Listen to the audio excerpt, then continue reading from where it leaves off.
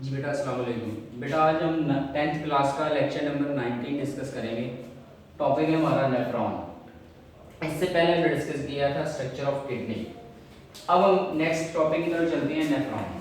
बेटा जो किडनी होती है, किडनी के अंदर कुछ छोटे छोटे सब यूनिट्स होते हैं जो किडनी के अंदर फिल्ट्रेशन करते हैं, ब्लड की जो फिल्ट्रेशन करते हैं, उन यूनिट्स को हम कहते हैं नेफ्रॉन। तो इसको सबसे पहले हम डिफाइन करेंगे कि नेफ्रॉन हम कहते हैं basic functional unit of kidney. Kidney का जो बेसिक फंक्शनल यूनिट है उसको हम कहते हैं नेफ्रॉन। अब एक किडनी के अंदर अगर इसका नंबर देखा जाए तो एक किडनी के अंदर 1 मिलियन नेफ्रॉन होते हैं हर एक किडनी के अंदर। अगर इसके स्ट्रक्चर की बात करें तो बेटा स्ट्रक्चर के लिहाज से इसके दो पार्ट होते हैं। जो नेफ्रॉन है स्ट्रक्चर के लिहाज से दो इसके हिस्से होते हैं। एक को हम कहते हैं रेनल कैप्सूल और एक को कहा जाता है रेनल ट्यूब्यूल। जो रेनल कैप्सूल है ये होता है नॉन ट्यूबुलर, इतना पोर्शन। ये जो इतना पोर्शन है, इतने पोर्शन को हम कहते हैं रेनल कैप्सूल, ये नॉन ट्यूबुलर है। और इसके बाद वाला ये जो सारा पोर्शन है, इस सारे पोर्शन को हम नाम देते हैं रेनल ट्यूब्यूल का। ठीक है, रेनल कैप्सूल नॉन ट्यूबुलर है और इसके फिर फर्दर दो पार्ट होते हैं। आपको यहाँ पे नजर आ रहा होगा, एक मैंने ये ब्लू से बनाया हुआ है और उसके अंदर ये ब्लैक से कुछ कन्वर्जन सी बनाई है। ये जो ब्लू से बना हुआ बाहर की तरफ आपको पोर्शन नजर आ रहा है, इसको हम कहते हैं बोमेन्स कैप्सूल। अब इसको बोमेन्स कैप्सूल क्यों कहा जाता है? क्योंकि साइंटिस्ट था बोमेन साइंटिस्ट था, उसने इसको डिस्कवर किया था, उसने इसका नाम रखा था, इसलिए उसके नाम से इसको बोमेन्स कैप्सूल कहते हैं। ये होता है कप शेप स्ट्रक्चर होता है, ये कप शेप स्ट्रक्चर होता है इस तरह से। और इसके बाद इस cup shape structure Bowman capsule के अंदर कैपिलरीज का नेटवर्क होता है। कैपिलरीज के नेटवर्क को हम नाम देते हैं ग्लोमेरुलस।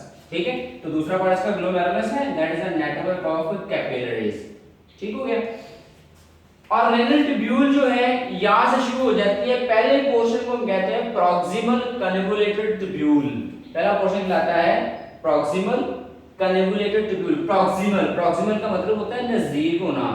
ये रेनल कैप्सूल के नजदीक है, बोमेन कैप्सूल के नजदीक है, इसलिए इसको प्रॉक्सिमल कहते हैं। ठीक है, कन्वोल्यूटेड का मतलब होता है कर्व्स होना, किसी चीज के अंदर, किसी चीज के अंदर कर्व्स होना या बेंडिंग होना, उसको हम कहते हैं कन्वोल्यूटेड। तो उसको हम कहते हैं प्रॉक्सिमल कन्वोल्यूटेड ट्यूब्यूल। और इसके बाद ये प्रॉक्सिमल कन्वोल्यूटेड ट्यूब्यूल डाउनवर्ड आती है, नीचे की तरफ आती है और एक यू शेप स्ट्रक्चर बनाती है। उस यू शेप स्ट्रक्चर को नाम देते हैं लूप ऑफ हेनले। ये जो लूप ऑफ हेनले है, हेनले साइंटिस्ट का नेम है, तो साइंटिस्ट के नेम से इसको लूप ऑफ हेनले कहते हैं।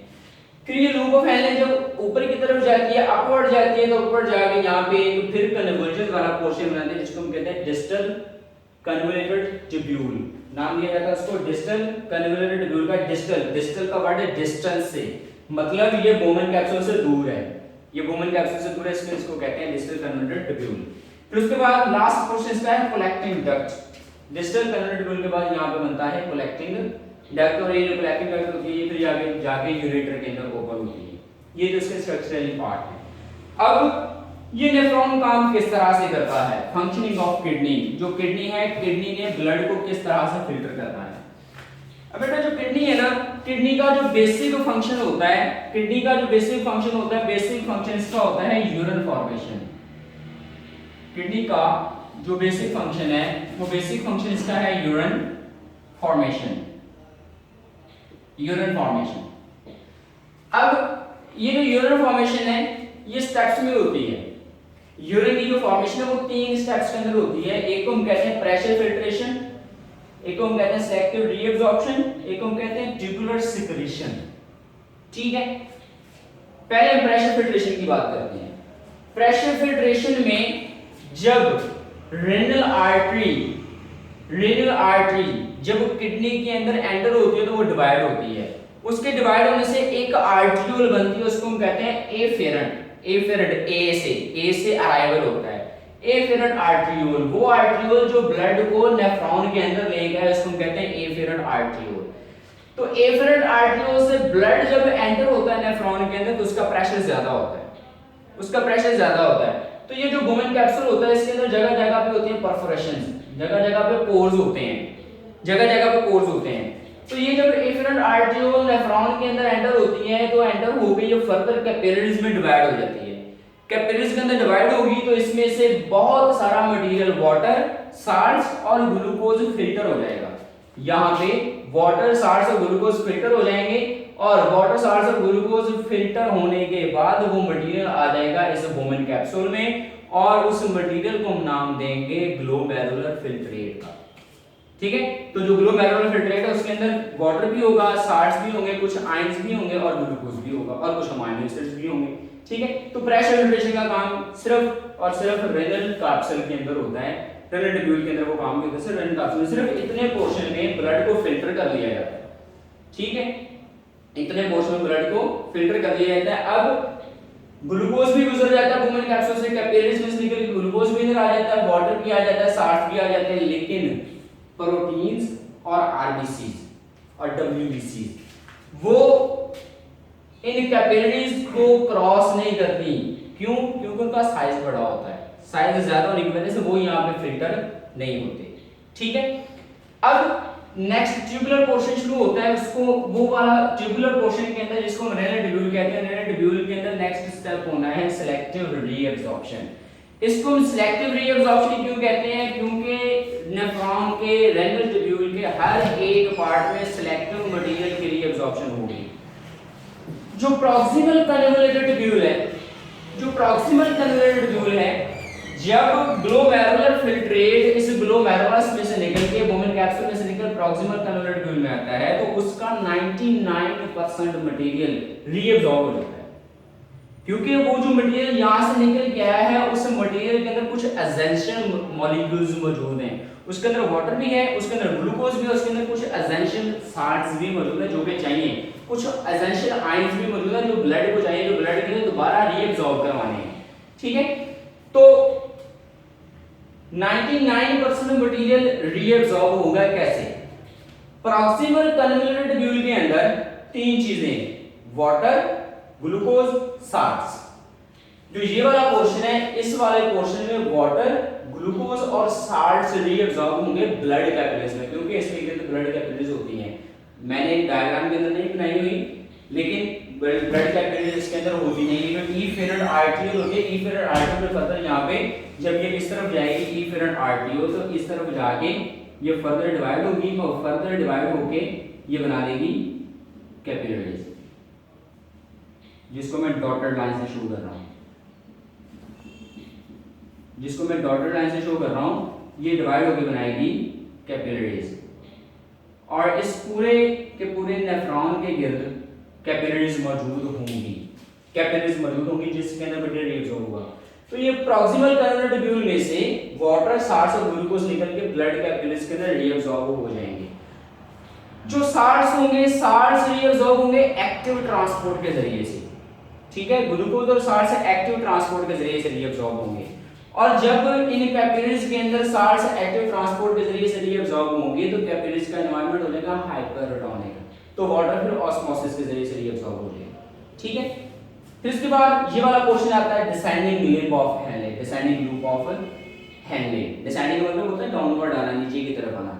ये डिसेंडिंग लूप ऑफ हेनले है, इसमें वाटर की रीअब्सॉर्प्शन होती है, वाटर दोबारा रीअब्सॉर्ब होता है। ठीक है, और फिर उसके बाद ये जो असेंडिंग लूप ऑफ हेनले है, असेंडिंग लूप ऑफ हेनले के अंदर दोबारा फिर साल्ट्स रीअब्सॉर्ब किए जाते हैं। ठीक हो गया। उसके बाद डिस्टल कन्वोल्यूटेड ट्यूब्यूल, जो ये वाला पोर्शन है, इस वाले पोर्शन के अंदर, इस पोर्शन के अंदर दोबारा से वाटर रीअब्सॉर्ब किया जाता है। ठीक है, दोबारा से वाटर रीअब्सॉर्ब होगा। तो 99% मटेरियल जो होता है वो यहां तक डिस्टल कन्वोल्यूटेड ट्यूब्यूल तक रीअब्सॉर्ब कर लिया जाता है। 99% जो वाटर है, सॉरी 99% जो मटेरियल है उसके अंदर वाटर भी होगा, उसके अंदर ग्लूकोज भी होगा, उसके अंदर साल्ट्स भी होंगे, वो इस डिस्टल कन्वोल्यूटेड ट्यूब्यूल तक रीअब्सॉर्ब कर लिया जाता है। ठीक है, रीअब्सॉर्ब होने के बाद जो बाकी का मटेरियल होता है वो यूरिन होता है, उसको रिलीज करना है, वो इस डिस्टल कन्वोल्यूटेड ट्यूब्यूल में से निकल के आ जाता है इस कलेक्टिंग डक्ट में। ठीक है, इस कलेक्टिंग डक्ट में आएगा। कलेक्टिंग डक्ट के अंदर जब मटेरियल जाएगा तो अब वो ट्यूबुलर सिक्रीशन है, अब ट्यूब्यूल के जरिए से उसको यूरेथ्रा तक पहुंचाना है, उसको रिलीज करना है। उसके अंदर कुछ आयंस होंगे, उसके अंदर एक वेस्ट मटेरियल होगा क्रिएटिनाइन, एक और उसके अंदर कुछ साल्ट्स होंगे। क्रिएटिनाइन जो है मसल्स के अंदर एक प्रोटीन होती है, जब उसकी ब्रेकडाउन होती है क्रिएटिन प्रोटीन होती है, जब उस क्रिएटिन प्रोटीन की ब्रेकडाउन होती है तो उससे एक वेस्ट मटेरियल बनता है जिसको कहते हैं क्रिएटिनाइन। ठीक है, तो साल्ट्स होंगे, क्रेटिनाइन होगी जिसको यूरिन की फॉर्म में रिलीज किया जाएगा। अब ये जो यूरिन है ये पूरे ग्लोमेरुलर फिल्ट्रेट का 1% होगा, पूरे ग्लोमेरुलर फिल्ट्रेट का ये हमारे परसेंट, क्योंकि 99% क्या कर लिया है रीअब्सॉर्ब कर लिया, बाकी 1% बचा। 1% होगा पूरे ग्लोमेरुलर फिल्ट्रेट का। एक जो ह्यूमन बीइंग है वो एक दिन में 1.4 लीटर यूरिन प्रोड्यूस करता है। एक जो ह्यूमन बीइंग है वो एक दिन में 1.4 लीटर यूरिन प्रोड्यूस करता है। अब बेटा ये जो यूरिन होगा, इस यूरिन की अगर हम कंपोजिशन देखें तो यूरिन के अंदर वाटर भी होगा, क्लोराइड आयंस होंगे, पोटेशियम आयंस होंगे, सोडियम आयंस होंगे और यूरिया होगा। वाटर होगा 95%, क्लोराइड आयंस होंगे 1.87 ग्राम पर लीटर, पोटेशियम आयंस होंगे 0.750 ग्राम पर लीटर, सोडियम आयंस होंगे 1.17 ग्राम पर लीटर, यूरिया होगा 9.8 ग्राम पर लीटर। ठीक है, अब ये सारा काम किया क्यों जाता है कि दोबारा से ये यहाँ पे सिलेक्टिव रीअब्जॉर्प्शन क्यों की जा रही है? सिलेक्टिव रीअब्जॉर्प्शन और ट्यूबुलर सिक्रेशन इसलिए की जाती है ताकि जो ब्लड की पीएच है वो मेंटेन रहे, जो ब्लड की पीएच है वो मेंटेन रहे। और ब्लड की जो पीएच होती है, ब्लड की पीएच होती है 7.35 टू 7.45। ब्लड की कितनी पीएच मेंटेन करने के लिए ये वाली ट्यूबुलर सिक्रेशन की जाती है, आयंस को, क्रेटिनाइन को, साल्ट्स को, मुख्तलिफ किस्म का मटेरियल्स को रिलीज किया जाता है। ठीक है बेटा, यहाँ तक उम्मीद करता हूँ कि समझ आ गई होगी। किसी किस्म का आपका कोई क्वेश्चन हो तो वो आप क्वेश्चन कर सकते हो ताकि आपको उसका आंसर दिया जा सके। बाकी चीजें हम इंशाल्लाह डिस्कस करेंगे नेक्स्ट लेक्चर में। तब तक के लिए अल्लाह हाफिज़।